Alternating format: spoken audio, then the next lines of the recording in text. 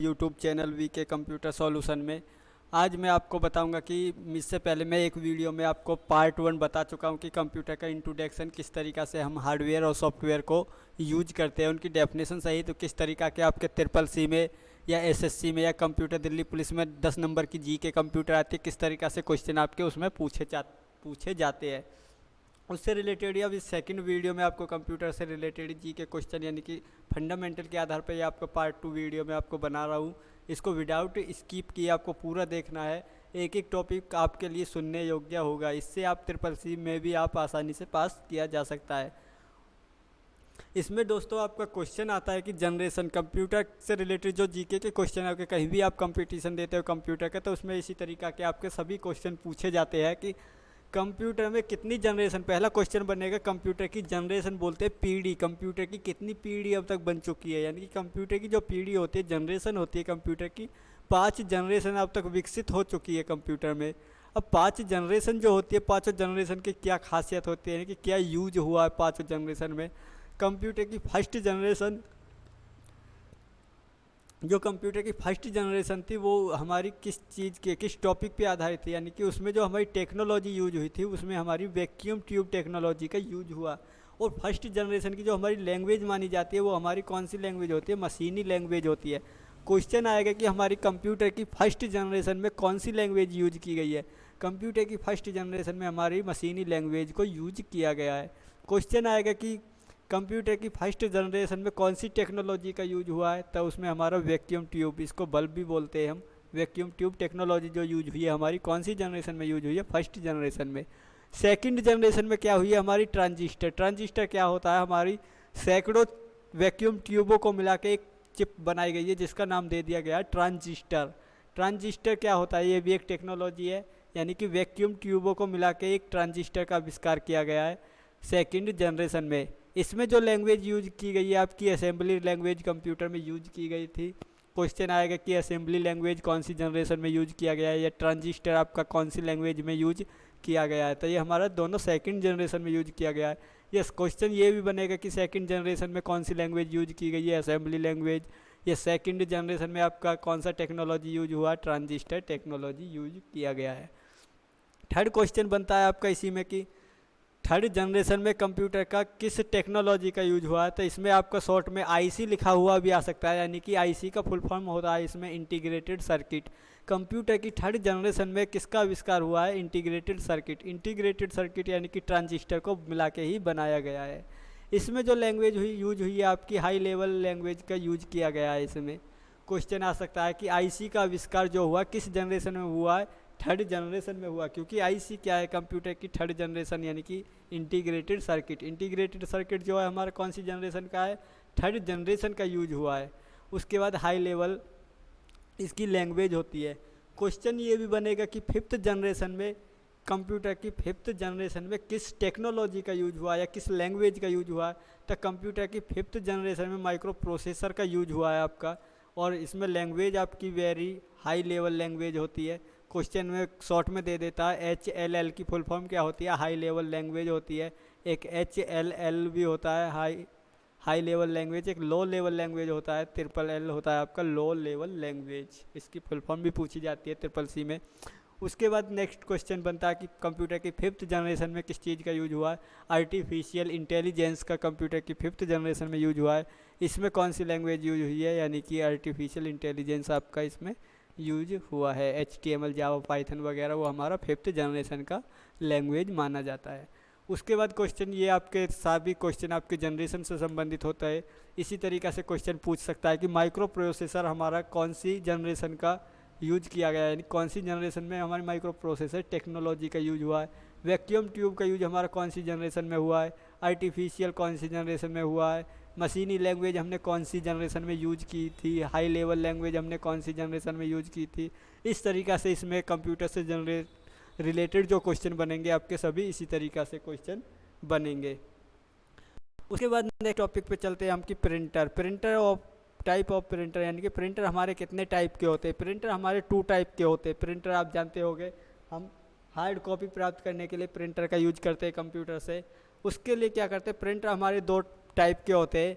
एक होता है हमारा नॉन इम्पैक्ट प्रिंटर और एक होता है इम्पैक्ट प्रिंटर, यानी कि ये हमारे 2 टाइप के प्रिंटर होते हैं। प्रिंटर का यूज किस लिए करते हैं हम? आउटपुट प्राप्त करने, यानी कि हार्ड कॉपी, क्योंकि प्रिंटर क्या है, एक हार्डवेयर है, कंप्यूटर का पार्ट है, तो उससे जो हमें कॉपी प्राप्त होगी वो हार्ड कॉपी कहलाएगी।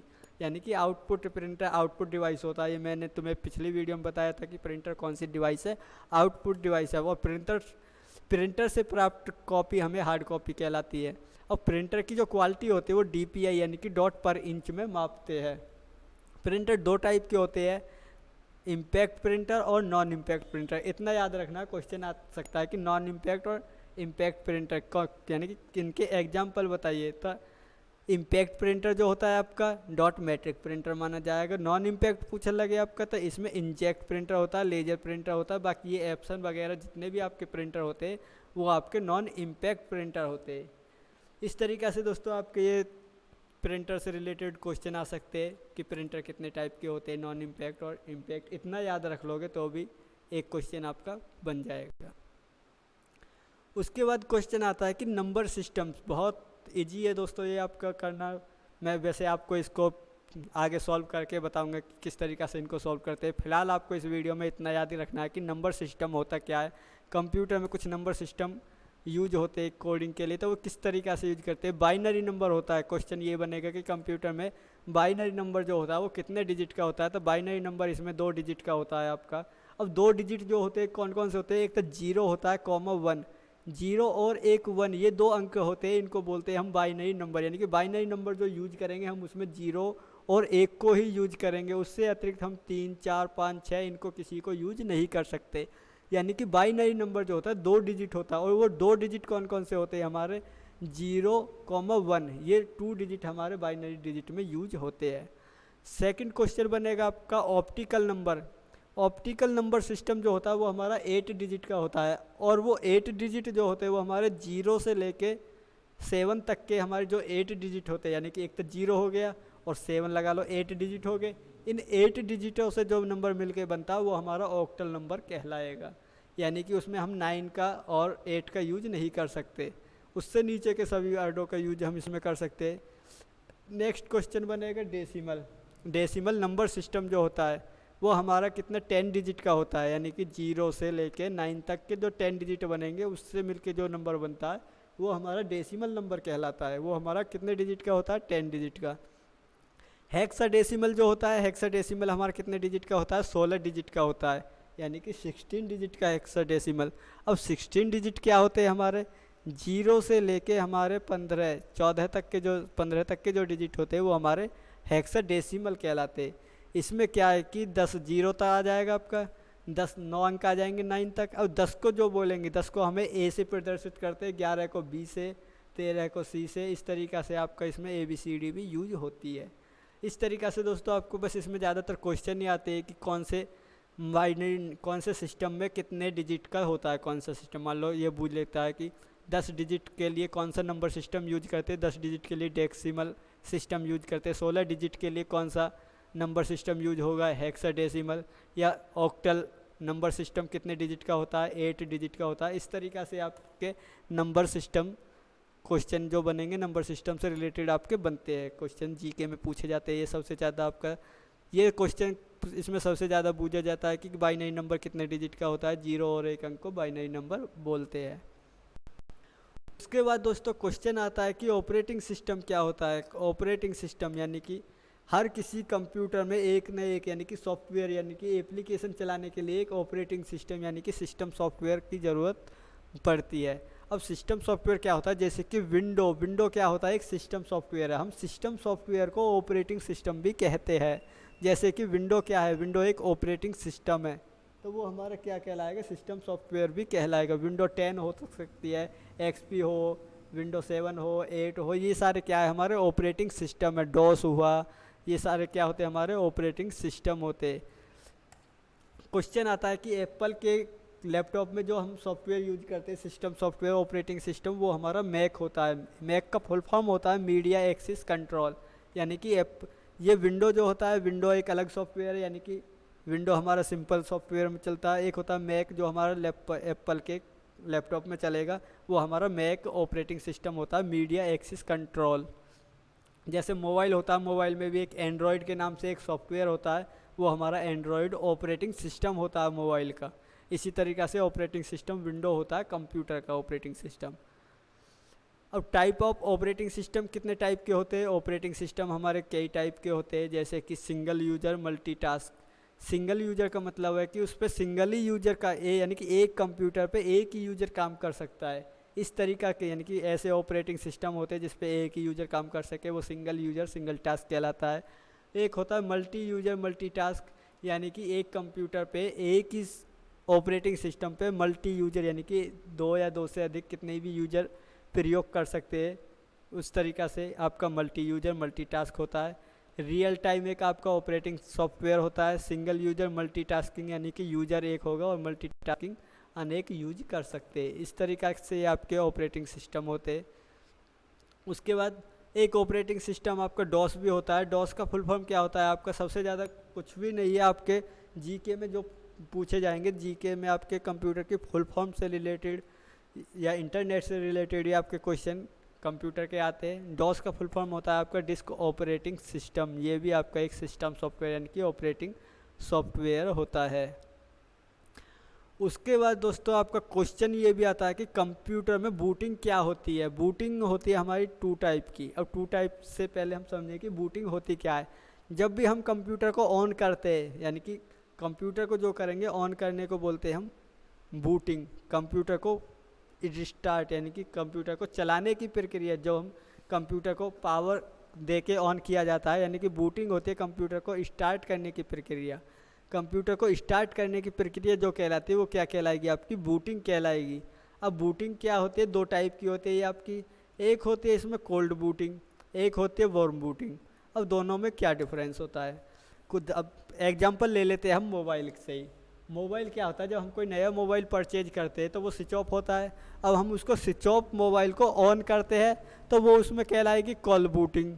अगर मान लो हम मोबाइल यूज कर रहे हैं, उसको स्विच ऑफ मोबाइल को ऑन करेंगे तो वो हमारी कोल्ड बूटिंग कहलाएगी, यानी कि कंप्यूटर को ऑन करने की या मोबाइल को ऑन करने की प्रक्रिया बूटिंग होगी। अगर हमारा मोबाइल ऑन है और हम उसको क्या करते हैं कि रिबूट करते हैं, कोई भी प्रॉब्लम हैंगिंग वगैरह कंप्यूटर मानता है तो हम उसको रिबूट करते हैं। रिबूट करने की प्रक्रिया जो होती है यानी कि ऑन मोबाइल को रिबूट करना क्या कहलाता है? वर्म बूटिंग कहलाता है। इसी तरीक़ा से कंप्यूटर में क्या होता है कि कंप्यूटर पहले से ही ऑन है और हम उसको क्या कर देते हैं, कीबोर्ड से रिस्टार्ट करते हैं, तो रिस्टार्ट करने की प्रक्रिया हमारी वर्म बूटिंग कहलाती है। यानी कि पहले से ऑन कंप्यूटर को रिस्टार्ट करने की प्रक्रिया वर्म बूटिंग कहलाती है। और अगर कंप्यूटर हमारा ऑन नहीं है, अगर हम उसको स्टार्टिंग से ऑन करेंगे तो वो हमारी कोल्ड बूटिंग कहलाएगी। इस तरीक़ा से आपके क्वेश्चन बनेंगे। क्वेश्चन आता है कि वर्म बूटिंग की शॉर्टकट क्या होती है? कंट्रोल अल्टर डेल इसका, यानी कि डेल का मतलब होता है डिलीट, ये इसकी वर्म बूटिंग की शॉर्टकट होती है। बूटिंग आपकी दो प्रकार की आपको समझ में आ चुका होगा कि कोल्ड बूटिंग और वर्म बूटिंग क्या होती है। बूटिंग आपकी टू टाइप की, यानी कि कंप्यूटर को ऑन करने की प्रक्रिया, कंप्यूटर को चालू करने की प्रक्रिया क्या कहलाती है? बूटिंग। और क्वेश्चन आता है कि कंप्यूटर को बंद करने की प्रक्रिया क्या कहलाती है? Shut down. यानी कि कीबोर्ड से हम बोल सकते हैं अल्टर के साथ F4 दबाएंगे तो शट डाउन हो जाएगा, यानी कि कंप्यूटर बंद हो जाता है। बंद करने को बोलते हैं शट डाउन, ऑन करने को बोलते हैं बूटिंग। इस तरीक़े से दोस्तों आपके क्वेश्चन आएंगे। वीडियो को ध्यान से समझना। अगर कोई भी आपको डाउट हो रहा हो वीडियो में तो आप हमें कमेंट करके बता सकते हैं। पर हमारी जीके की जितनी भी हम क्लास बना के चलेंगे सारी आपके लिए, CCC के लिए भी आपको बहुत इम्पोर्टेंट और बहुत लाभकारी होगा। नेक्स्ट वीडियो में मैं क्वेश्चन भी बताऊंगा कि किस तरीक़ा से क्वेश्चन आते हैं। तो मैं आपको थ्योरी के तौर पे आपको एक एक पॉइंट को समझाते हुए इस वीडियो में बता रहा हूँ। उसके बाद दोस्तों क्वेश्चन आता है आपका डॉस। अभी आपने पीछे पढ़ा था कि डॉस क्या है? ये एक आपका सिस्टम सॉफ्टवेयर होता है, डिस्क ऑपरेटिंग सिस्टम। अब डॉस में क्या होता है? डॉस एक सॉफ्टवेयर तो होता है। अब डॉस होता किस तरीक़ा का सॉफ्टवेयर है, वो चलाते कैसे? तो उसके लिए क्या करेंगे, विंडो के साथ कीबोर्ड से R प्रेस करना है और इसमें लिखना है आपको CMD। एंटर प्रेस कर दोगे तो इससे क्या होगा, आपके सामने डॉस ओपन हो जाएगा।